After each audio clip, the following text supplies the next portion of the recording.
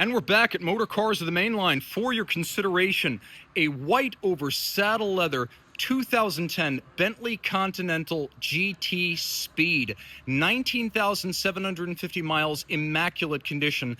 It's got the 1100 watt name for Bentley sound system, but here is the sound that matters most. W12 twin turbo, 6 liters. Hit it.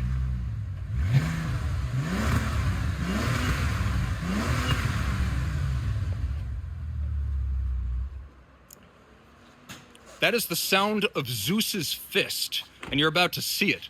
So, the W12 was born in the 90s as a project to create a super premium engine for Volkswagen and Audi flagship cars. But in time, the W12 in twin turbocharged 6-liter form became an iconic Bentley power plant, much like the old L410. Ultimately, 6.75-liter V8 was created for Rolls-Royce, but became a Bentley icon in the 2000s.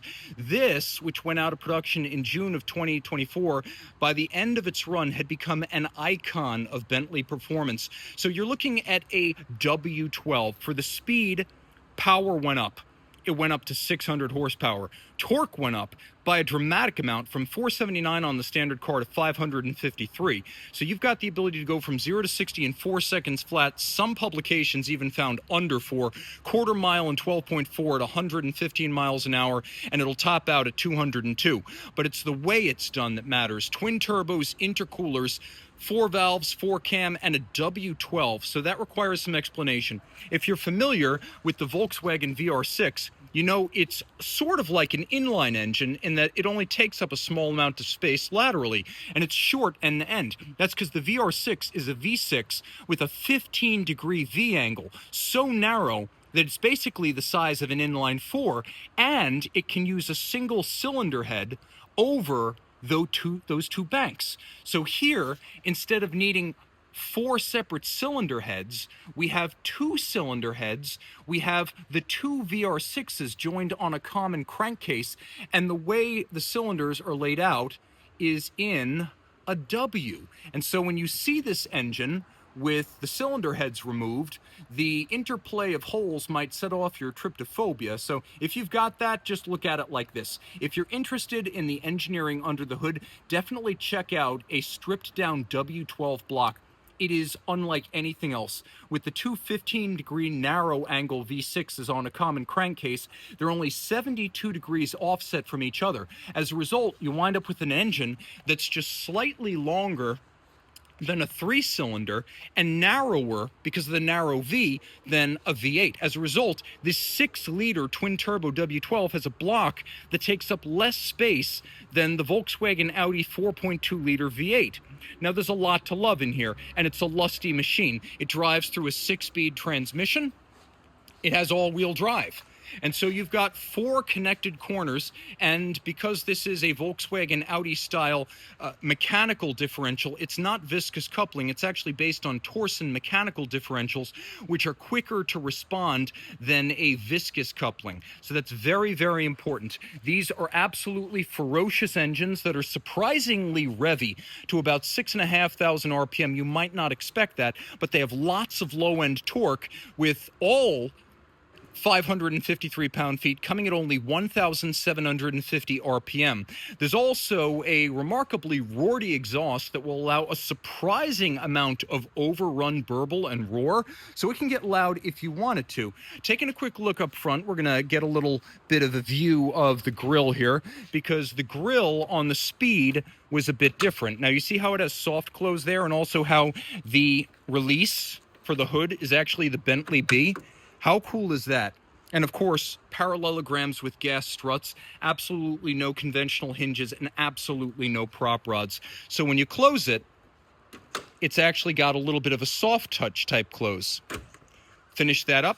The Speed was different. Now you can see it's got a larger grille up front, so it's more aggressive. It can also admit more air to the heat exchangers, and you've got a more upright grille. The GT Speed came out in 2008, and so those changes were made immediately, but it was for 2010, the final year of the first generation Continental GT, that we got these chrome bezels around the headlights. We have high intensity discharge lighting, so absolutely no trouble seeing the path ahead. We have washers, which are heated, and you can see up front, we've actually got a proximity sensor that allows you to park the car on both ends with a high degree of confidence. We're going to take a quick look. The original design of this car, when it debuted in 2003, was by Dirk von Brakel.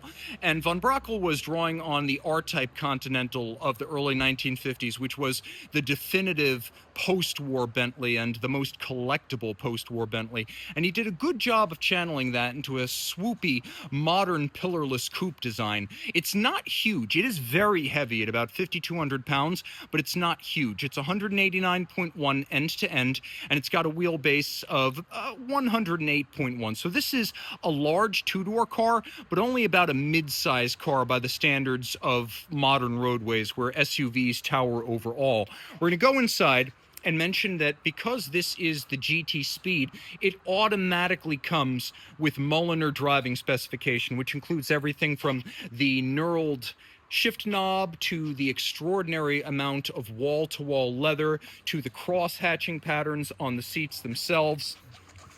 You can see once we get in, we've actually got quite a bit of accommodation. No shortage of legroom, no shortage of headroom. And notice this car is not just wall-to-wall leather, it is top-to-bottom leather. The pillars are wrapped front to rear. The entire headliner is leather, and the effect is exquisite. You've got vanities with lights, and you've got a dashboard that draws on the legacy of Crew.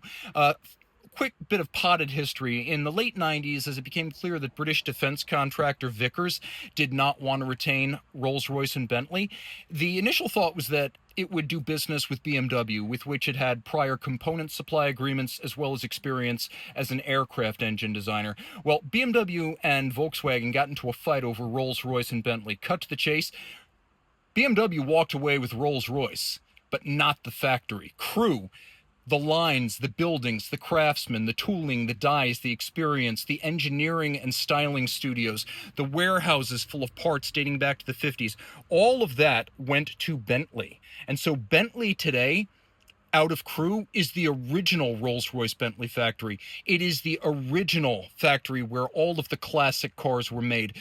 Rolls-Royce at Goodwood, it's a great operation, but just think of the traditions and the in-house knowledge and the accumulation of skills over years that only Bentley is able to draw on with an unbroken lineage dating back to the 1930s.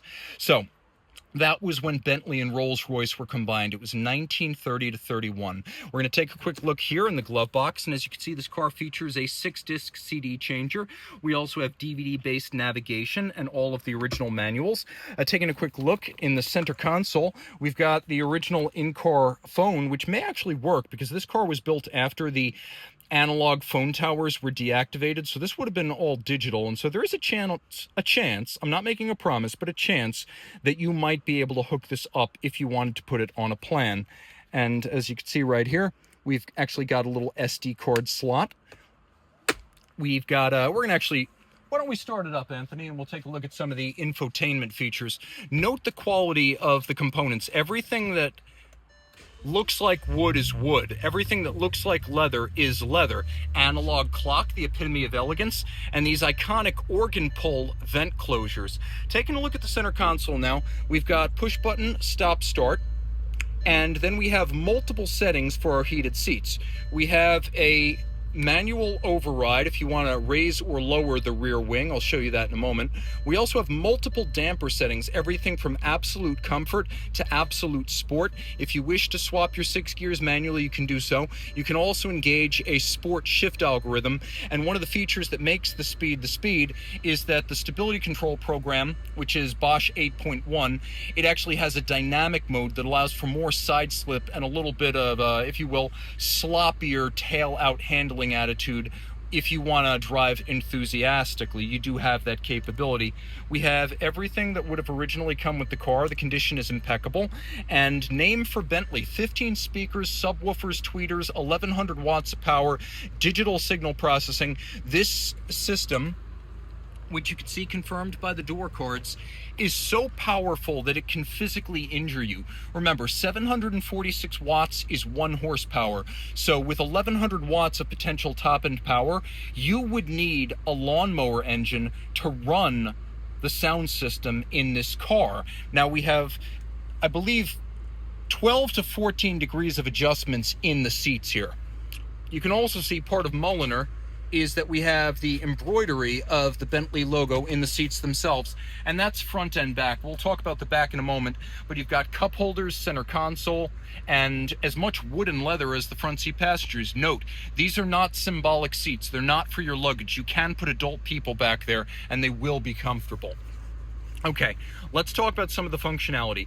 We've got, because this is a 2010 car, satellite radio compatibility. If you want to get a subscription, it'll work with that. AM, FM, CD, and then we've got that absolutely thumping name for Bentley system. We've got dual zone climate control, so both sides can have their own temperature. As you can see here, they have individual hard buttons, which is one of the best features here. You've got hard buttons for most of the primary settings. And taking a look at other functions, you've got all sorts of remarkable degrees of adjustment. You've got navigation if you want it. You've got audio controls, and quite a few of them. There you can see your satellite radio compatibility. If you want to go to a map, you can see where we are. We're in King of Prussia. You can see that we've got phone setup. If you wish to do that, you can pair it with your phone and conduct wireless calls by Bluetooth. You can also see you've got a lot of sub functions, including deleting of pairing, connection, 911 if you find yourself in a disaster. Hopefully that doesn't happen. Info, you can find out where you are, all sorts of locality information. Help, setup. We'll go to some of the sound system functions. No CDs here. We've got a system that allows you to fade and balance, and there is a digital equalizer that you can use. You've also got hard buttons for things like volume and channel and track selection, so you're not at the mercy of a touch screen. We have heated seats, but we also have a heated steering wheel. That's very important to mention.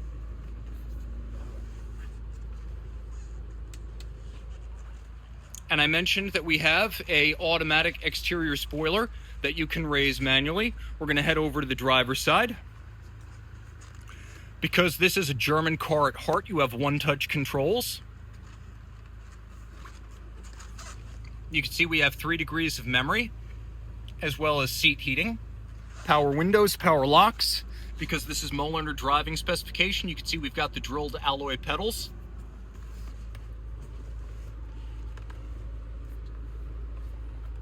And we have our power mirror controls, but we also have the ability to heat the mirrors if we need to.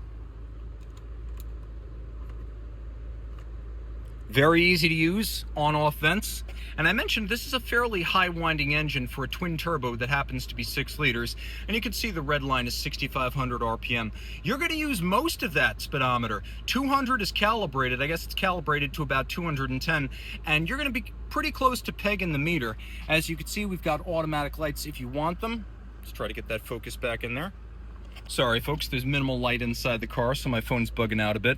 We've got our steering wheel heat, we've got our cruise control, and as you can see, we've got our phone compatibility functions over here where we can make various selections to communicate wirelessly. And we have photochromic exterior and interior mirrors. We'll do a quick look of what's overhead. You can see the overhead console gives you quite a few different functional options.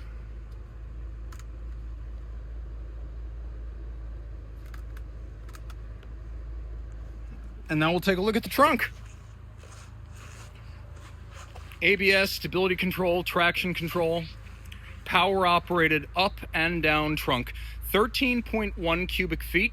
And as you can see, like all super premium cars should, the hinges are not gooseneck. They do not impinge on the space. It's a very, very, very deep trunk. And then we've got a remarkable 23.8 gallon fuel tank, so you can cruise and cruise and cruise with absolutely no impediment. It won't break your stride. This is a beautifully well-preserved car owned by an enthusiast owner and meticulously maintained. It is clean, it is spotless. Taking a look at functional elements like bolsters on the sides of the seats, you could see that the condition reflects under 20,000 miles. Now I mentioned that we were going to talk about the rear seats. And indeed, we are going to talk about the rear seats. They are not symbolic. They are usable. And I'm going to sneak back here real quick. Taking a look at the seats. We'll also take a look at the seat backs up front. You've got your own vents. You've got an ashtray if you must. You've got twin cup holders. And then we've actually got a wonderfully spare and comfortable armrest. The condition here is immaculate. We've got our embroidery, and you can see the rear shelf covered with leather and not a mark. We'll take another look so you can see that all-leather headliner, which is one of the highlights of this car. Absolutely stacked. And that's the best seat in the house. You can even see that the seats, which have all those degrees of articulation, have separate and both bilateral leg bolsters. So if you want to drive it enthusiastically, you can easily do so. I would describe this vehicle, because you can see you've got the ability, if you must, to disable the stability control. If you must, you can hang it out on a track, but this is the epitome of a fast road car. You've got a multi-link rear, double wishbones up front, spectacular damping by multi-valve shocks that can adjust from comfort to stiff. This is the kind of car that has compression and rebound for every dip, bump, or undulation. There are no extraneous movements. It doesn't wallow, it doesn't lean, squat, or dive excessively. You are in control. It makes 100 feel controllable. It makes 150 seem downright tame. If you want to make fast progress over an autostrada, an autobahn, or a Montana highway, there is no better car in which to do it. It's not a track weapon, and I'm not going to lie. That engine is big, heavy, and up front. It's 5,200 pounds. But that same road-crushing weight leads to a ride-handling balance and comfort when you want it that is unparalleled by anything made outside of the Crew factory, with all of the traditions, skills, and means of the original Rolls-Royce Bentley modernized for the 21st century. This is the ultimate land jet for 2026. It may be a 2010, but with under 20,000 miles, its story has not yet been written. Will its story be yours? Reach out to Motor Cars The Mainline, 484-612-4147.